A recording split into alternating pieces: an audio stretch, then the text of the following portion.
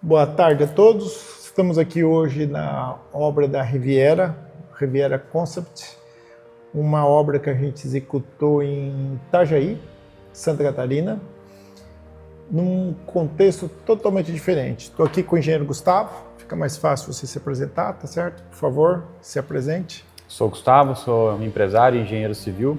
Hoje tenho atuação em duas frentes. Sou sócio da Ava Empreendimentos, a gente faz incorporação imobiliária principalmente na região de Itajaí, e da Weinert Engenharia, onde a gente entrega soluções de engenharia em geral, prestação de serviço, gestão de obra, soluções técnicas, enfim. Tá. O Gustavo foi o contratante e o engenheiro responsável de um reforço de fundação em uma obra aqui em Itajaí. E é uma obra bastante peculiar, uma obra bastante diferenciada aí na nossa carreira de engenharia de fundações. Eu gostaria que você descrevesse o empreendimento, o que foi, o que aconteceu, qual foi o problema, como que transcorreu isso aí. A nossa atuação aqui foi especificamente na torre residencial do empreendimento chamado Riviera Concept. O Riviera Concept foi o primeiro e ainda é hoje o único empreendimento multiuso de Santa Catarina. Então aqui no complexo a gente tem um condomínio de casas de alto padrão do Riviera. A gente tem o Riviera Business, uma torre exclusivamente comercial, com heliponto homologado. E a gente tem o Riviera Concept em si, onde a gente tem o Hotel Hilton, primeiro bandeira Hilton Garden Inn do sul do Brasil, mais uma torre comercial e a torre residencial. Eu atuei aqui na gestão de engenharia de 2022, de janeiro de 2022, até agosto, setembro de 2024 foi quando a gente teve a entrega da torre para os moradores.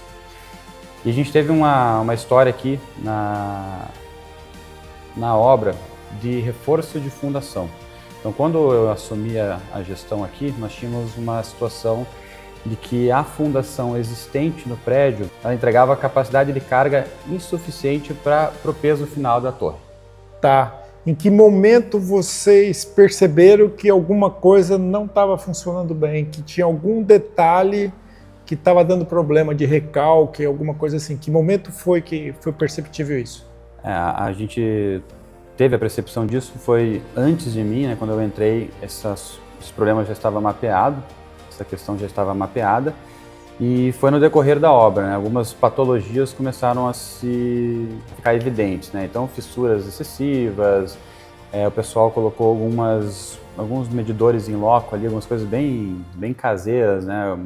Pinturas, para ver se a gente conseguia identificar alguma movimentação fora do comum em relação à estrutura existente. Começou a apresentar sinais, e daí foi fazer a pesquisa e disse, opa, tem algum detalhe aqui que não está indo bem. Aí vocês foram para a pesquisa para ver o que realmente estava acontecendo, foi isso? Você sabe muito bem, né, Miguel, que é muito comum os prédios trabalharem durante o carregamento, né? Então, uma certa movimentação até um certo limite, isso é esperado e é normal, né? E aí o pessoal identificou que estava um pouco acima do que era convencional, e aí foram fazer algumas investigações e foi aí que foi percebido que a gente estava com esse problema de fundação. Tá. Então, descrevendo quantos pavimentos entre o térreo, a garagem, tudo o prédio tem no total? Bom, essa torre residencial a gente são 28 pavimentos, inclusive a gente está gravando aqui hoje no rooftop. São 28 pavimentos, a altura final, se não me engano, é algo em torno de 98, ordem de grandeza 98, de 100 metros de altura. Né? E a obra em si, do residencial, total são 35 mil metros quadrados de área construída. Agora uma pergunta de quando eu fiz a primeira visita na obra também foi bastante impactante. Não vamos nem falar no recalque total porque a gente não tem exatamente os números, mas o recalque medido. Quanto que teve de recalque medido o prédio inteiro, um prédio de 100 pavimentos, quanto ele teve de recalque medido? Desde que a gente começou a monitorar isso, que foi no começo de 22 até hoje, a gente está com um recalque total cerca de 460 milímetros, 40 e tantos centímetros de 46 centímetros. Então, um prédio de 100 metros de altura com isso aqui de recalque, né? Então, um caso, diria até muito grave, né? Para a engenharia civil. Foi um caso É que esses casos, eles ficam muito embaixo dos panos, né? O pessoal acaba não falando aos quatro ventos, então a gente não sabe em relação a outras questões em que posição a gente está. Mas eu apostaria que aqui a gente tem um case de um dos maiores reforços de fundação do Brasil. Sim. Eu estou há 40 anos no mercado, já vi vários casos. Eu diria também que esse aqui é o caso de recalque, o que eu vi assim, com dimensões e com propagações, porque até ele começou a propagar rápido, né? Chegou um ponto que ele estava propagando rápido. E uma coisa engraçada é que a solução que a gente teve para essa questão foi a execução de novas estacas e tal, e o tipo de estaca que foi adotado foram estacas raiz, que é extremamente agressivo para a fundação existente que estava ali, porque a gente acaba matando o atrito lateral das estacas hélice que ali existiam. Então a solução acelerava o recalque localizado naquele ponto onde ela estava sendo aplicada. Eu lembro dessa fase da obra. Então a gente estava com a torre com um recalque diferencial, então cada trecho da torre recalcava numa velocidade diferente, e aí por onde você começa? Onde você induz recalque para solucionar o problema, né? Como é que você faz essa questão? Foi bem interessante de tomar. E agora uma questão mais assim, uma pergunta bem específica. Como que chegou na Geofund e por que a Geofund? Vamos lá, isso aí fui eu que puxei essa frente, né? Eu estava com o projeto. Quem fez todo o dimensionamento da solução foi o seu Horacides, da OA Engenharia, empresa de Blumenau, sediada em Blumenau. E tinha a solução, uma parte da solução era a execução de estacas raiz. E aí eu fui atrás de fornecedor, né? Fornecedores locais, a gente praticamente não encontrou ninguém que tivesse capacidade de executar no prazo que a gente tinha como demanda, né? E buscando referência, conhece alguém que faça, uma empresa grande e tal. E aí na época a gente encontrou, foram, se não me engano, 2 ou 3 empresas no Brasil que a gente julgou que tinham capacidade técnica e operacional de nos atender. E a gente orçou com todo mundo. E com o Miguel, o pessoal da Geofund não foi diferente, né? Eu já tinha passado por contato por telefone, passei os projetos, uma ideia geral do que a gente teria que fazer. E marcamos uma visita em loco. O Miguel veio aqui, eu mostrei toda a situação, qual que era a nossa leitura naquele momento, o que a gente queria fazer e o como. E eu já tinha adquirido um conhecimento bem específico do nosso caso e do que a gente tinha para fazer. E o Miguel foi uma das últimas pessoas com quem eu falei, então eu estava bem afiado com as coisas que uma pessoa que entenderia do assunto deveria me questionar. E o Miguel veio com todas as perguntas que ele precisava fazer. Eu falei, pô, massa, né? Ele sabe o que ele está falando. Eu falei, beleza, Miguel, então depois de tudo isso, depois de ter visto aqui em loco, quando é que você consegue me entregar a proposta, né? Aí ele fez um efeito bem engraçado, cara. A proposta está aqui agora. Não lembra? Nada, a proposta aqui agora, vou lá no carro pegar. Foi no carro, pegou, estava com a proposta impressa e me entregou ali. E... Essa parte eu não lembrava. Isso aí é um pouco de estilo que o cara botou na proposta, né? Aí o preço estava na ordem de grandeza similar com os outros que a gente tinha, o prazo atendia. Então foi basicamente assim, né? E eu visitei algumas obras de algumas outras empresas em andamento e tal. Aí na época a gente enxergou que vocês eram os que entregavam para nós capacidade técnica suficiente e operacional também para o prazo que a gente tinha. Vou explicar por essa questão da proposta. A gente orçou toda a obra por fotografia e tudo mais, e eu queria vir ver a obra, tá certo? Eu tinha olhado alguns detalhes da obra e tudo mais, e depois eu digo, pô, isso aqui é um negócio sério. Aí você lembra, eu peguei, eu digo, até para mim, Miguel, isso aqui é bastante sério. E daí por isso que eu trouxe o professor Maffei. Aí eu fui lá, veio o professor Maffei, a professora Heloísa, daí ele falou, não, Miguel, vamos fazer certo. O projetista, o Horacides de Blumenau, tá bem feito e tal.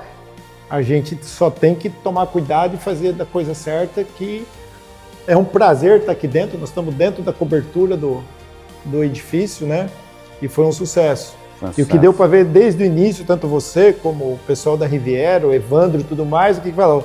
Não importa, vamos fazer isso bem feito e consertar isso. Aí a hora que eu vi isso, conversei com você, olhei a perspectiva do professor Maffei e tudo, eu digo, tô dentro. Porque era um pouco assustador, tinham fissuras que você punha a mão, né? Devido ao recalque. Então hoje eu estava até falando pro pessoal, é um prazer estar vendo isso dessa forma que está feito. né? Tem mais uma outra curiosidade. Eu tô morando aqui no prédio agora, desde outubro do ano passado, então tô há 6, 7 meses aí. Eu tava vendo aqui também para alugar um apartamento aqui ou comprar um apartamento. E é legal isso, né? Eu até ia pedir um descontozinho de estar aqui, porque quem fez está aqui, sinal que está extremamente confiável. Brincadeiras à parte.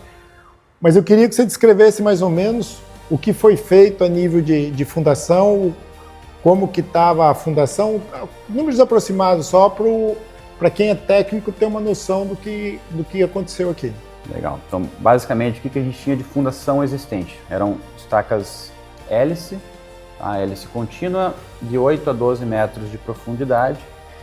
E tem uma camada dura ali nos 12 e vai embora essa camada dura. Isso. A gente tem um perfil geológico, a gente tem uma camada bem resistente até entre 10 e 15 metros, depois a gente tem uma camada um pouco menos resistente, lá para uma camada mais profunda a gente atinge maior resistência novamente. Então tem um sanduíche ali de uma área que apresentava menos resistência. Então a fundação eram de estacas hélice e a solução imposta foi: vamos complementar essas estacas com estacas raiz. Aliás, correção, a gente não vai complementar as estacas hélice, a gente vai substituí-las em termos de cálculo. Então as estacas existentes foram completamente desconsideradas na hora de calcular a nova fundação. A nova fundação foi composta de estacas raiz daqui a pouco eu falo sobre como foi a execução dessas estacas, que foi bem peculiar. Estacas raiz no entorno dos blocos existentes e depois a integralização dos blocos com as novas estacas, criando um novo grande bloco, né, para transferir as cargas dos pilares para as novas estacas. E, bom, quem é técnico, até quem não é, passa em obra que está em fase de fundação e vê os equipamentos gigantescos que a gente tem para fazer estaqueamento, estacas profundas. E a pergunta é: como é que você faz isso com uma laje a 3 metros de altura, né? Como é que você entra com esses equipamentos? E a solução foi extremamente peculiar na nossa obra, né? Então os equipamentos da Geofunde foram adaptados. A torre do equipamento de estaca raiz geralmente tem 6 metros de altura. 6,70, 7 metros. Foram encurtados para 2,70 para conseguir entrar. 2,40. Nós pegamos junto a Linkjet, ajudou muito, que é um fabricante de equipamento, porque no final a gente tinha lá de pé direito livre 2,60. Eu digo, como vai ter lugar, nós fizemos com 2,45, que era o mínimo que dava para fazer, e fizemos torre nova, tudo novo, equipamento novo para entrar por baixo para poder manobrar aquele tipo de tubo. Para vocês verem o tamanho do custo, tem que pegar um equipamento de estaca raiz e adaptar exclusivamente para essa obra, porque ele é menos eficiente assim em obras onde você não tem a limitação de altura. Então, equipamento adaptado, a estaca raiz ela é segmentada de metro em metro, né, com as camisas, só que a armação geralmente ela é segmentada de 6 ou de 12 em 12 metros. No nosso caso, isso não era possível porque eu tinha uma laje em cima. Como é que eu entro com... Boa lembrança. Como é que eu entro com aço de 12 metros se eu tenho a laje? Não tem como. E o diâmetro da nossa armação era de 25 milímetros. Comprimento de transpasse de aço de 25 milímetros deve ser 1,20 m, 1,50 m, não me lembro de cabeça. Ou seja, era transpasse infinito, não tinha como fazer. E aí, qual foi a solução que a gente encontrou? Ao invés de usar o CA50, que é o aço convencional da construção civil, que custa R$6 o quilo, a gente usou uma liga alemã, chamada Dividag, que custava na época, hoje eu não sei quanto é que está, R$22 o quilo, então 3 a 4 vezes mais o valor unitário. E essa armação, ela tinha uma peculiaridade, que foi que fez com que fosse possível essa execução. A gente tinha umas luvas rosqueáveis, então a gente rosqueava a luva, vinha com um novo vergalhão e voltava a luva para ela ficar no meio do segmento. Então a gente segmentou a armação de 2 em 2 metros, botando luva a cada 2 metros. Não, lembrei de um fato interessante. Lembra que a gente fez lá embaixo uma linha de produção com gabarito. Você imagina pegar o tubo, tá tudo dentro do buraco, de pé, e você, a armadura de baixo, encaixar certinho na de cima. Aí nós fizemos, lembra disso? Os armadores, mas por que isso? Digo, meu amigo, nós teve estaca lá que chegaram a 30, 38 metros. A mais profunda teve 38 metros. Porque o que aconteceu ali que eu me lembro? A gente teve uma camada, mais de uma vez, camadas de alteração de rocha e rocha. Um arenito, inclusive aqui saiu até uns pedaços de quartzo. Um quartzo branco, né? Um quartzo branco, inclusive bastante bonito. Então não dá para pôr martelo de percussão lá embaixo. Aí nós fizemos um teste, eu acho que foram 8 ou 9 ferramentas até achar uma que dava produção naquele material.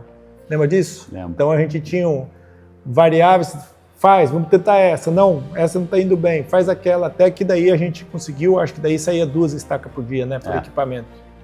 Até engrenar o assunto. A parte de fundação, toda a parte geotécnica, ela é muito empírica, né? No nosso caso não foi diferente, né? Então a gente às vezes encontrava alguma dificuldade no meio do caminho e ficava testando, adivinhando, usando criatividade técnica. 2,60 m de pé direito livre. Foi. Aí teve um episódio que a gente ficou com uma composição inteira de camisa com 38 metros enterrado no solo e não saía.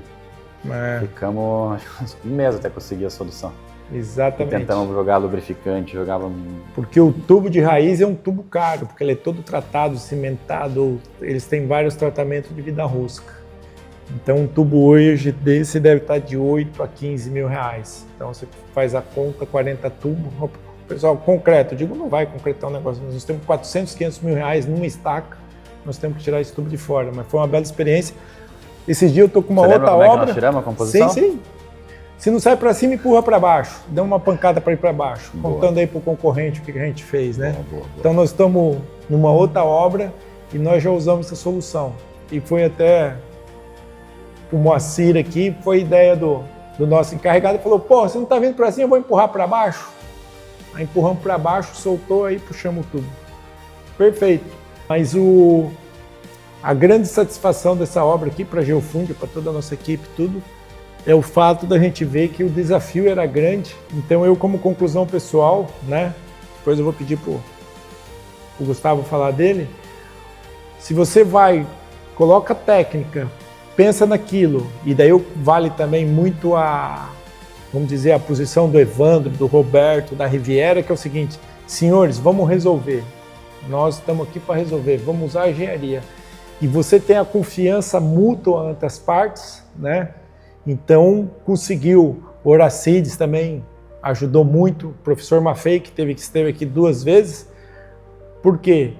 O professor Maffei tem toda a experiência de um mercado que ele já até, inclusive, colocou o prédio no prumo. E daí que eu considero isso aqui, onde se usou a técnica, o profissionalismo e conseguiu um sucesso. E olhem a vista dessa obra, tá certo? 100 metros de altura é bem considerável. A gente está no nível dos prédios mais altos aí de Balneário. Então essa é a minha conclusão dessa obra. Foi uma grande gratificação na vida minha profissional, tá certo? De trabalhar no empreendimento igual esse. E já estamos com outros aí. E realmente é um desafio, mas quando ele é superado, ele se torna um belo resultado. Tá certo? Boa, legal. Gostaria de ver a sua conclusão a respeito disso. Vai muito em linha com o que você fala, né? Muito aprendizado e, em resumo, o que a gente traz isso aqui para frente, né? Tanto para as nossas operações quanto um conselho para o mercado em geral. Hoje eu tenho incorporadora, né? E a parte de fundação ela é muito delicada, né? Então não se deve medir esforços com técnica, ensaios. Você fazer a sua fundação, faz uma estaca teste, ensaia, ver qual é a capacidade de fato dela versus o que ela estava calculada para você ter uma certeza muito grande do que está fazendo para não ter que depois refazer. O custo de ensaiar e ter certeza absoluta e corrigir qualquer tipo de problema antes de você carregar toda a torre é infinitamente menor. Então, é técnica, é estratégia e a prioridade. A gente traz isso para os nossos empreendimentos. E na Vineyard Engenharia, onde a gente presta serviços de consultoria e engenharia para terceiros, também fica esse aprendizado, né? O incorporador, quando se encontra algum tipo de problema, não deve medir esforços para resolver e sempre tem que estar muito baseado em técnica, gente competente, profissional e, no final das contas, a engenharia ela é uma ciência exata, né? Você, medindo e acompanhando, você consegue ter uma certeza do que você está fazendo. Exato. Então, dentro da nossa política de passar para o mercado o aprendizado que a gente está tendo na engenharia, que teve aí nos últimos 40 anos, tá? Nós vamos apresentar esse case e abrir com detalhes, que por a gente conversando entre nós lá, é muito mais a satisfação de realizar, tá certo? Do que o benefício final da parte financeira. Então, isso que é o lado bom de ter a consciência disso. Fazer a engenharia para ter uma satisfação pessoal de realizar. Tá certo? Então, Maravilha. Muito obrigado pela oportunidade. Isso aí, Miguel. Foi muito legal. Obrigado a todos, senhores.